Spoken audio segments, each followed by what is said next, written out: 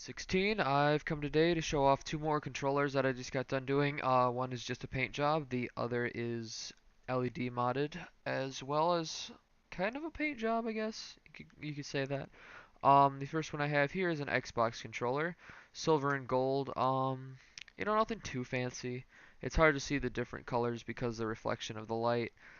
Um, the body itself, front and back of the body, and the battery pack, which I left downstairs, is gold.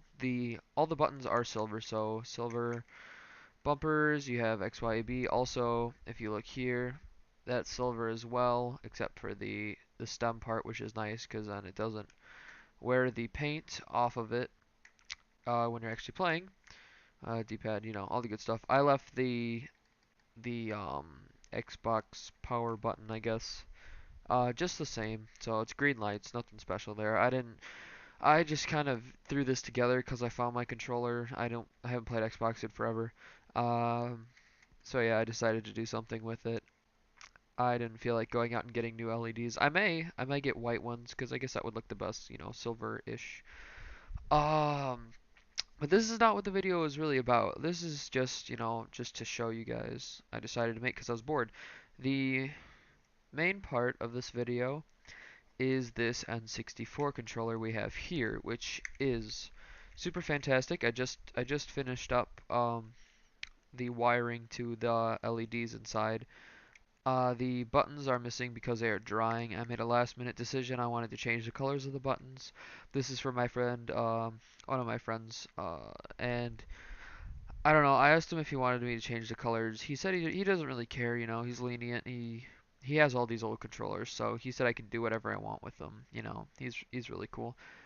And he said that he didn't want to change the button colors, and it gave me an idea because I still wanted to make them different. So what I did was a light coat of chrome, and then a clear coat, which just makes them look kind of shimmery, a little bit chromy, shiny, but it still keeps the colors. I really would have liked to do metallic, like metallic red where the start button was, metallic blue and green, and then gold, but that's pretty expensive paint. I don't even know where I would find that. I know my local Home Depot doesn't have metallic other than gold and silver. Last I checked, at least. Um, Anyways, though, back to the controller. You have the normal purple controller, and when I hit this switch here, I should actually probably take my hand off there. I hit this switch here, boom. We have the 7 color blinking LEDs that you would get at, like, your local Radio Shack.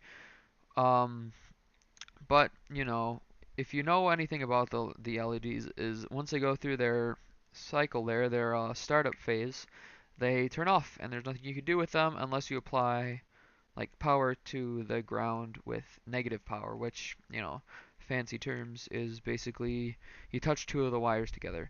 But with the help of this little switch on the back here, sorry, disorientating camera, I can press this button on the back and boom, you get the lights. Here, I'll turn this off so y'all can see.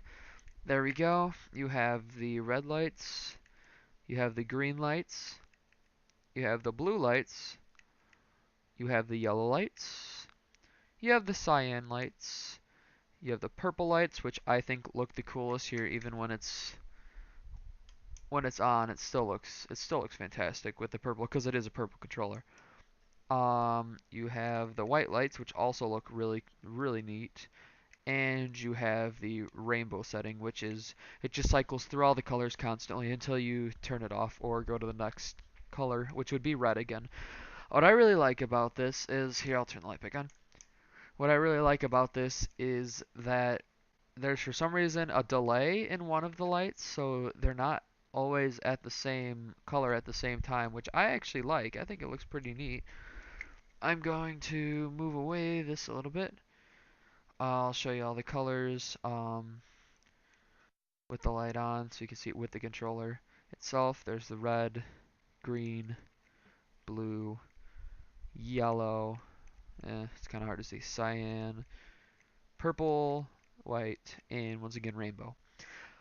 This was not really an easy task to do, mostly because I'm just beginning, I'm learning, and my soldering iron isn't the best, so it was just kind of difficult to make. It was I mean it wasn't difficult to make, but I should say it's hard to like think it out. The entire thing itself was not difficult, but actually putting each piece of wire together was the hard part. Basically, if you are really good at soldering, it's super easy.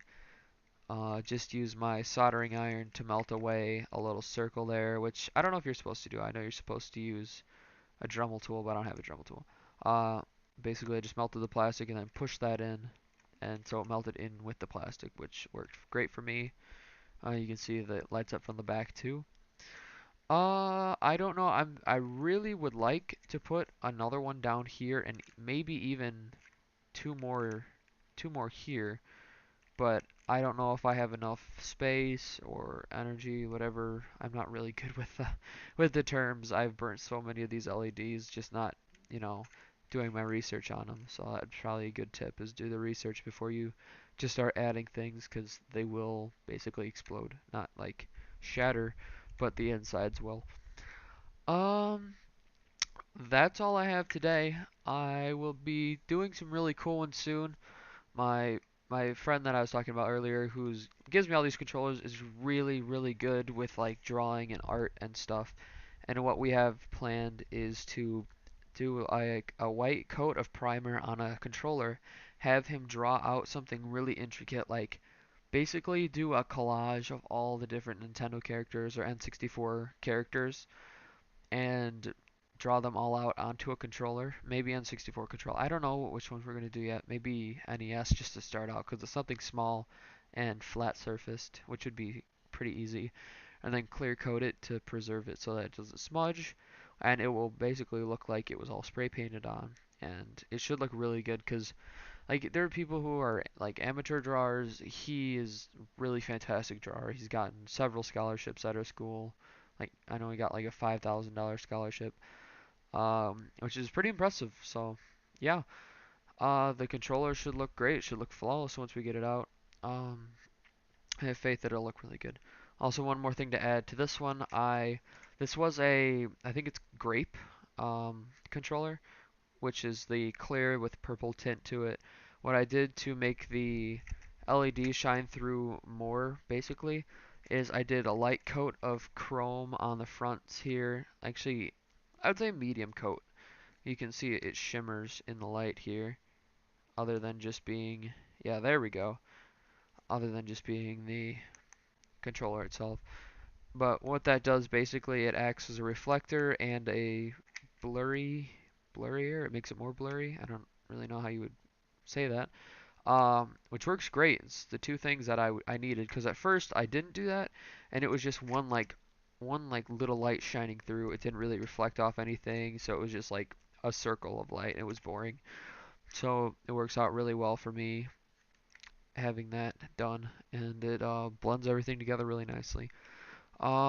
If I end up adding the three lights or two lights or one light, I'll get back to you, make another video. I highly doubt I'm gonna do that though. I like how this looks just by itself. Maybe spray paint this area, all this goodness that's not having light coming out of it. Maybe spray paint that a color. I don't know, it might look neat. I really don't know yet though. I may talk to my friend about that. Um, okay. I think that's it for now. I'll see you guys in my next video. Bye bye.